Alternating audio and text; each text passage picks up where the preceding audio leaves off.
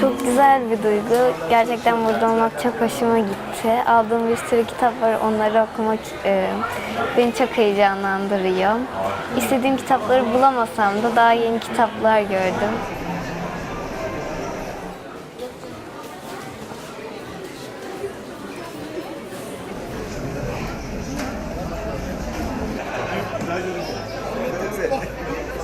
Dedim abi böyle oldu.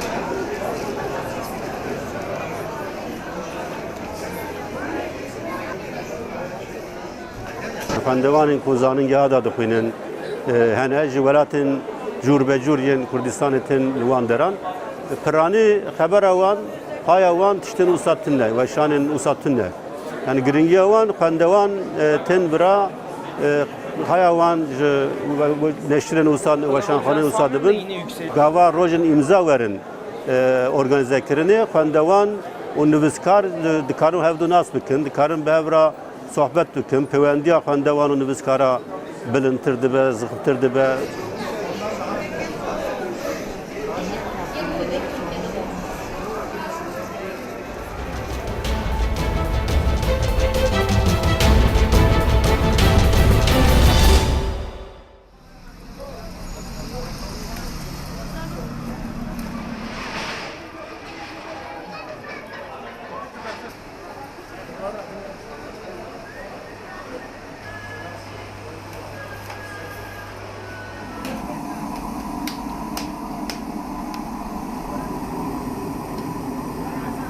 ساعات آمنی برودن ساعت دوه حتی ششونی و گرمه گلک و همه بروشینه بس مشتری نانی نگلک قویه وک هر سال بار چیتر بی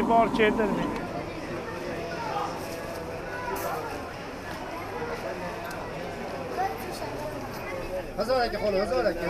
ایران راتب نینو عالم بچه تنگاوه و ما بچرتین مانه شش منوید مشکل دیگه دادلیا برینو که خود احتمالا نزدیک 1000 کیلو آمد برود به گاوه 500 کیلو هم یافت.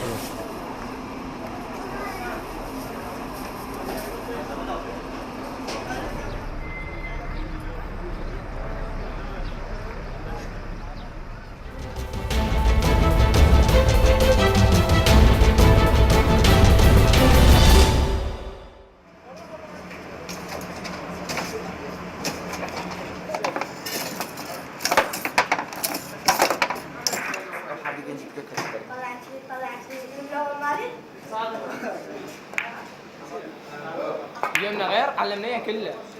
الشباب هسه بحال ظروف صعبة يعني، فنطلب توفير الأجواء الدراسية المناسبة وبعض القرارات ممكن تساعد الطلاب لأن الحالة النفسية صعبة جدا للدراسة.